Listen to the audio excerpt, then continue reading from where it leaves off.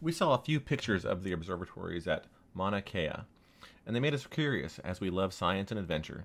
Then we learned that Mauna Kea was the tallest mountain in the world at over 30,000 feet from its base under the sea, with a summit of over 13,800 feet, a million years old, and its volcano that may erupt again. Plus, it requires an off-road four-wheel drive vehicle, there's snow and ice up there, and it looks like Mars. Sounds like a good adventure, so we set off to try it. From Kona Airport to the Mauna Kea Visitor Center, it took us about 1.5 hours driving. Arriving at the Visitor Center, we were actually already feeling the elevation of 9,200 feet. Upon arriving, we were met by local traffic officers who asked us a few questions about our vehicle and cautioned us to be very careful on our journey to the top. Then he told us that everyone had to acclimate for 30 minutes before heading up the road. We didn't get a picture of the Visitor Center, but when we visited in February of 2022, it had a small souvenir store, a few exhibits, bottled water for sale, but there was no food to eat or have.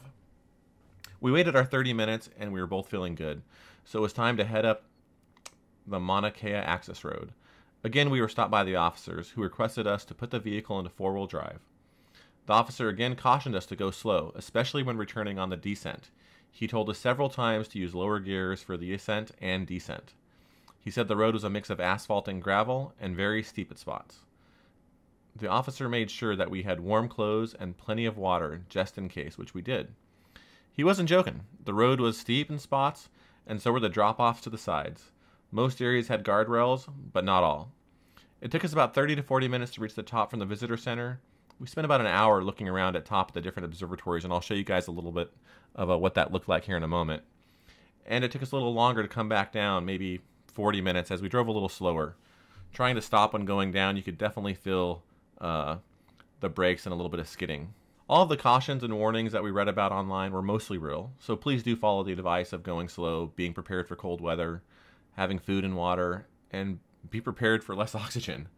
At 14,000 feet, the oxygen level is just 60% that at sea level. Think about that for a moment. Like most, we started from Kona Airport at sea level with about 21% of oxygen in the air. Drove for 90 minutes to arrive at the visitor center at 9,200 feet, so we were down to 15% of oxygen in the air. Walking around at this elevation, you could already feel that it was a little harder to breathe, and we had to walk a little slower. Then we drove for the next 30 to 40 minutes to nearly 13,800 feet to where the oxygen level was just 13%. That's just a little lower than 14 to 15%, so no big deal, right? Wrong. We definitely noticed and felt that it was harder to breathe.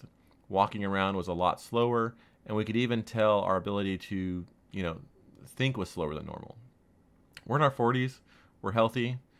I wouldn't say we have any health issues at all, so, we're in relatively good shape. So as long as we didn't try to do very much, we didn't have any issues, but you could definitely see if you were struggling or had some health issues, this could be a problem for you. We don't generally think of Hawaii as a place where people can go play in the snow, go sledding, throw some snowballs around. But up in Mauna Kea, it's definitely a possibility.